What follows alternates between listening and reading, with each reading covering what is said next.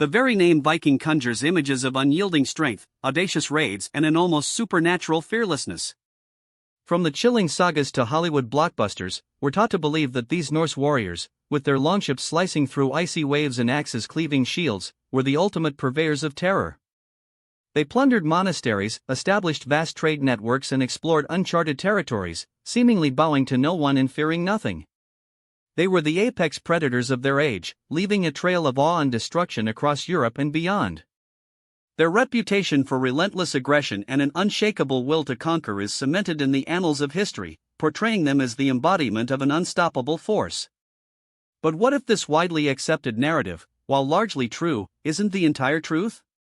What if, tucked away in the desolate, frozen reaches of the far north, there existed a forgotten, enigmatic people who managed to do the seemingly impossible, strike genuine fear into the hearts of these very Vikings? Imagine a force so elusive, so uniquely adapted to their environment, that even the formidable Norsemen hesitated to confront them head-on. This isn't just a whisper from a forgotten saga, it's a testament to the fact that even the most legendary warriors had their vulnerabilities, their points of caution. It challenges the romanticized notion of Viking invincibility and opens a window into a lesser-known chapter of their extensive voyages, one where they met their match not in pitched battles against equally armored foes, but against an adversary who fought on entirely different terms. This is the story of a hidden apprehension, a strategic avoidance rather than direct confrontation, revealing a layer of complexity to Viking encounters often overlooked. It prompts us to reconsider the absolute nature of their courage, and recognize that even their legendary resolve could be tested by an unfamiliar and unsettling form of resistance. The traditional image of a Viking, bold and unyielding, is about to be nuanced by an encounter with a people whose very existence challenged their conventional understanding of warfare and dominance, forcing them to tread with an uncharacteristic caution. Having opened the door to this surprising possibility, the natural question arises: who exactly were these people capable of rattling the seemingly unshakable Vikings? We're talking about the Bjarmians, an elusive and fascinating tribe whose very name has faded into the more obscure corners of history. Their homeland, known as Bjarmaland, was not some easily accessible European coastline, but rather a remote, often forbidding region in what is today northern Russia. Picture vast, ancient forests stretching endlessly, treachery in the form of frozen rivers and bogs, and a climate that would test the very limits of human endurance, even for the hardy Norse. This was a land cloaked in mist and snow for much of the year, a stark contrast to the more temperate climes where the Vikings typically launched their campaigns of conquest and trade. The Bjarmians were a people intrinsically tied to this challenging environment, their lives intricately woven into its rhythms. Unlike the seafaring Vikings, their existence was rooted deeply inland, relying on the immense resources of the taiga. They were likely expert hunters, trappers, and gatherers, intimately familiar with every secret path, every hidden clearing, and every subtle shift in the weather. Their survival depended on an unparalleled understanding of the land, a knowledge passed down through generations. While concrete archaeological evidence about their daily lives remains scarce, historical accounts suggest they were skilled in resource management, perhaps trading valuable commodities like exquisite furs, which were highly sought after across the known world, and even rare walrus ivory, a prized luxury. This trade network extended far beyond their immediate neighbors, hinting at a sophistication often underestimated.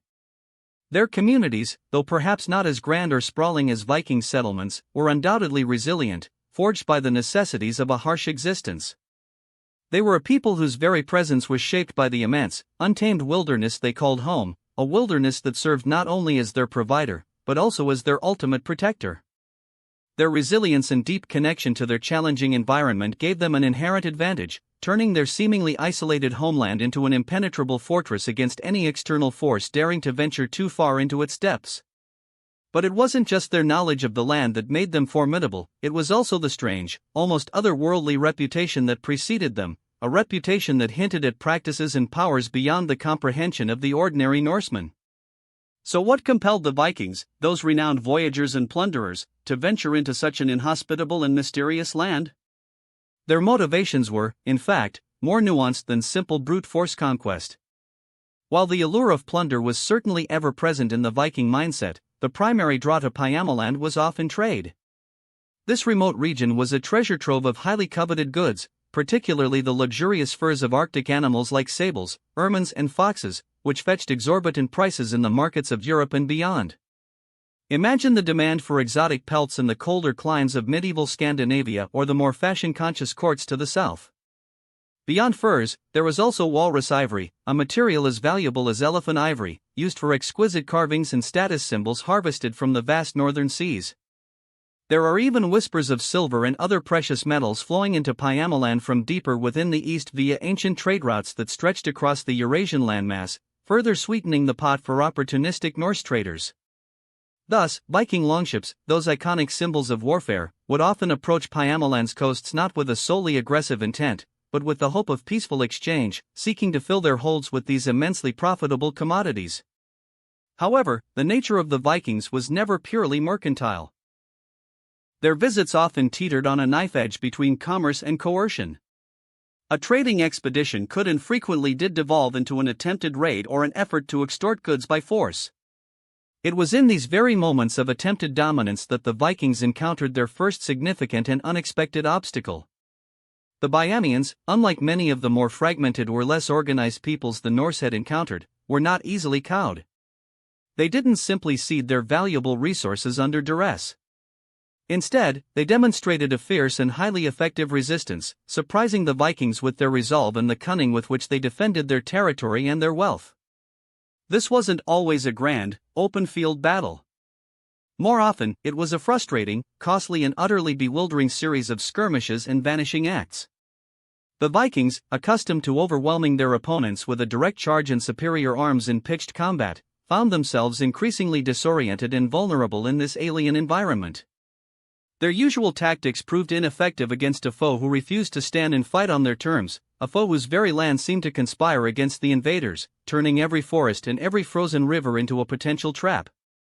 This was a new kind of adversary, one that didn't just defy the Vikings with brute strength, but with an intelligence and adaptability that would challenge the core of their martial pride, leading them into encounters where the very concept of a fair fight was utterly irrelevant. The Vikings, accustomed to their disciplined shield walls and thunderous charges on open battlefields or swift, decisive raids on vulnerable settlements, found themselves utterly disoriented by the Bjarmians' methods.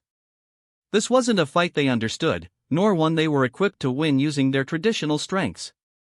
What truly struck fear into the hearts of these otherwise indomitable warriors were the Bjarmian terror tactics, a sophisticated, unsettling form of irregular warfare that turned the very environment against the invaders. The Bjarmians refused to offer the Vikings the grand, pitched battles they craved, where their superior armor, brute force, and well-drilled formations could dominate. Instead, they embraced the dense, ancient forests, the treacherous bogs and the biting blizzards of their homeland as their greatest allies. They were masters of the ambush, appearing seemingly out of nowhere, unleashing a flurry of arrows or spears from hidden positions, then vanishing into the undergrowth as quickly as they had appeared. Imagine a Viking raiding party, burdened by their heavy chainmail and axes, struggling through deep snow or navigating an unfamiliar labyrinthine forest, suddenly assailed by unseen attackers. This was a nightmare scenario for a warrior culture built on direct confrontation. Their strategy was one of hit and run, not of conquest.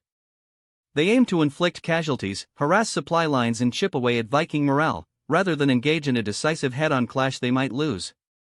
This constant, unseen threat was far more demoralizing than any direct assault. Every shadow could conceal an enemy, every rustle of leaves a potential ambush. The Vikings, with their reputation for fearlessness, found themselves increasingly paranoid. Their confidence eroded by an enemy they could not pin down, an enemy who refused to play by their rules. This psychological warfare was profound. The ancient warning echoed in the sagas that, "They are not men as we know men," speaks volumes about the deep unease the Bjarmians instilled. It wasn't just their fighting style that was alien, it was their perceived ability to melt into the landscape, to strike without warning and disappear without a trace. This suggested something almost supernatural to the Norse mind, a mastery over their environment that seemed beyond mortal capabilities. The Bjarmians turned the vast wilderness into their greatest weapon, making every advance a risk, every pursuit futile. Viking expeditions designed for swift plunder and retreat became bogged down in endless, frustrating chases, their resources depleted and their fighting spirit gradually sapped by an enemy that was everywhere and nowhere at the same time. This relentless, elusive resistance, coupled with the brutal cold and unforgiving terrain, transformed what should have been an easy conquest into a perilous, spirit-breaking ordeal. The psychological toll of facing an invisible, uncatchable foe, one who never offered the glory of a clear victory but instead delivered constant nagging losses, was arguably a greater deterrent than any formidable shield wall. The fascinating accounts of the Bjarmians, and the palpable fear they instilled in the Vikings, are not mere campfire tales. They are woven into the very fabric of Norse historical records and sagas, albeit in fragmented and often tantalizingly brief mentions. These ancient texts, passed down through generations, provide invaluable glimpses into Viking expeditions to Bjarmaland, confirming that these encounters were indeed a significant, if challenging, part of their vast navigational and commercial enterprises. While concrete archaeological evidence about the Bjarmians themselves remains scarce, largely due to the harsh environment and the ephemeral nature of their settlements, the Norse sagas, particularly those collected and written down by figures like Snorri Sturluson, serve as crucial primary sources. These narratives, often blending historical events with legendary embellishments, recount tales of daring voyages into the northern lands and the formidable people who inhabited them. For instance, sagas like the Heimskringla and the Egil saga describe expeditions to Bjarmaland, often focusing on the pursuit of trade and the acquisition of valuable goods. However, these accounts also subtly, yet powerfully, convey the challenges and dangers faced by the Vikings. They speak of treacherous journeys, unforeseen ambushes, and the mysterious practices of the locals, hinting at the unsettling nature of these encounters. It is within these textual fragments that we find the echoes of the Vikings' apprehension. The sagas don't always explicitly state the Vikings were afraid, but they paint a picture of caution, of difficult and often unprofitable ventures, and of a people whose methods were alien and hard to counter. The sheer fact that these highly successful and aggressive explorers continually returned to Bjarmaland, despite the acknowledged difficulties and dangers, underscores the immense value of the resources they sought, especially the furs and ivory that were a source of great wealth. Yet, the persistent narratives of unexpected resistance and the elusive nature of the Bjarmians suggest that these ventures were never easy conquests, but rather high-stakes gambles where the potential for significant loss was always present. The limited nature of these historical records only adds to the mystique of the Bjarmians. We're left piecing together their story from the perspective of their Viking adversaries, which naturally emphasizes the challenges they posed. This scarcity of information makes them all the more intriguing, painting them as a shadowy, almost mythical force that successfully resisted the might of the Viking Age. These whispers from the past, though incomplete, are enough to solidify the Bjarmians' place in history as a formidable and respected, if not feared, counterpoint to Viking dominance, cementing their reputation as masters of their unforgiving northern domain. Their story, therefore, is not just about conflict, but about how a lesser-known people carved out a reputation for themselves in the annals of time by sheer resilience and an indomitable spirit against a global superpower of their era. This remarkable story of the Bjarmians, a tribe often relegated to the footnotes of history, offers far more than just an intriguing anecdote about Viking encounters. It provides a powerful, enduring lesson on strategy, resilience, and the true meaning of military effectiveness. Their ability to consistently repel, or at least significantly deter the mighty Vikings serves as a stark and fascinating counter-narrative to the prevailing image of an unstoppable Norse juggernaut.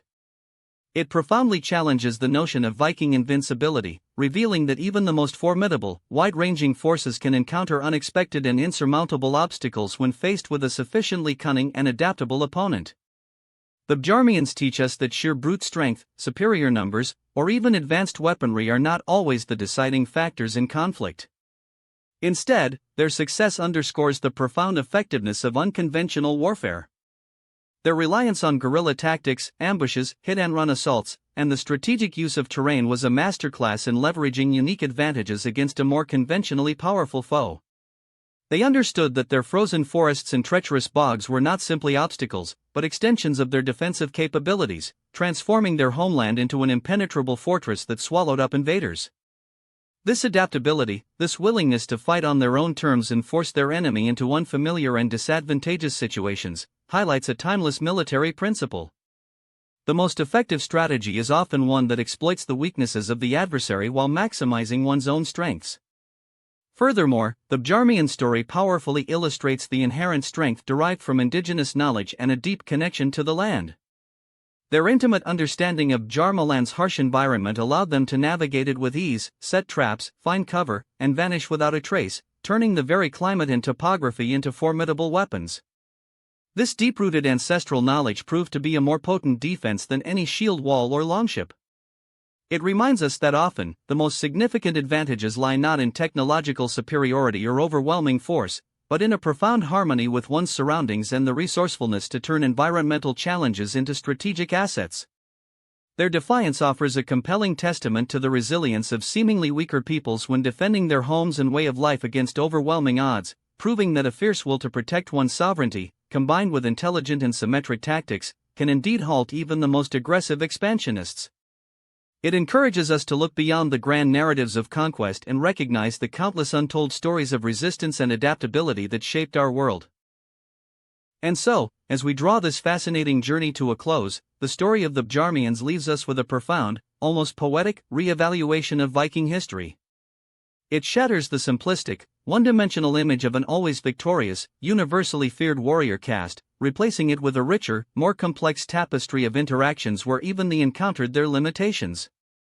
The Bjarmians, by their very existence and their unique methods of defense, stand as a testament to the fact that power dynamics are rarely absolute, and that courage and cunning can emerge from the most unexpected corners of the world. They remind us that history is not merely a record of conquest by the dominant, but also a vibrant chronicle of resistance, adaptation, and sheer human will in the face of overwhelming odds. This forgotten chapter challenges us to look beyond the grand narratives and celebrated heroes, urging us to seek out the nuanced, untold stories that often hold the most compelling lessons. The Bjarmians were not a great empire, nor did they possess an advanced military machine, yet they carved out a reputation that commanded respect, even apprehension, from the most formidable force of their era. Their legacy is not etched in stone monuments or sprawling ruins, but in the echoes of fear and frustration found within the very sagas of their would-be conquerors. It's a powerful reminder that history is far more intricate than the popular versions often suggest. It's a vast mosaic of cultures, conflicts, and quiet victories that deserve to be uncovered and appreciated. Ultimately, the Bjarmians stand as a compelling symbol of resilience, a quiet testament to the enduring human spirit that refuses to be subjugated. They illustrate that the true measure of a warrior, or indeed any people, isn't just in their ability to conquer others, but in their capacity to defend their own, to adapt, and to inspire a rare form of respect, even fear, through sheer, unwavering determination. Their story invites us to question our preconceived notions, to delve deeper into the forgotten annals, and to recognize the multitude of ways in which different cultures have shaped our world, leaving an indelible mark that, once illuminated, continues to resonate with powerful insights into the universal dynamics of conflict and survival. It is in these hidden corners of the past that we often find the most surprising and enriching insights into the tapestry of human experience, proving that every land, no matter how remote, and every people, no matter how obscure, holds a vital piece of the historical puzzle.